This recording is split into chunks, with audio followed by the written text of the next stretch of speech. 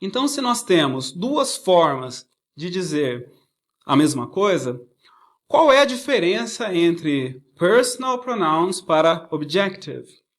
A diferença é que nós só vamos utilizar o personal pronouns quando nós conjugarmos um verbo, quando tiver um verbo na frente dele. Então eu vou te dar um exemplo bem claro sobre isso.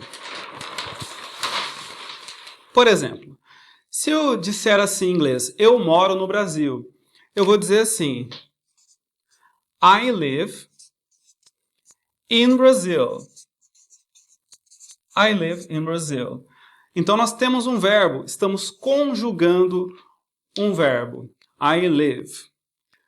Só que se eu for dizer assim, ó, ela mora comigo, vai acontecer o seguinte. She lives. Então, ela está conjugando um verbo, então she lives. Só que em inglês não existe comigo, consigo, contigo. Literalmente, nós vamos dizer assim, ela mora com eu. She lives with, e neste caso, me.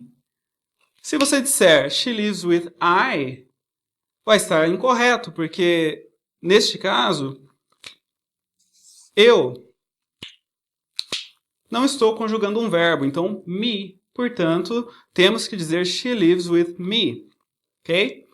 Se você vai dizer assim, ó, eu e ela, simplesmente eu e ela, você deve dizer me and her, e não I and she, porque nem tem verbo nessa frase, você não está conjugando nenhum verbo, ok? Um outro exemplo, se você disser a frase assim, ó, nós estudamos inglês, você diz we study English. We study English.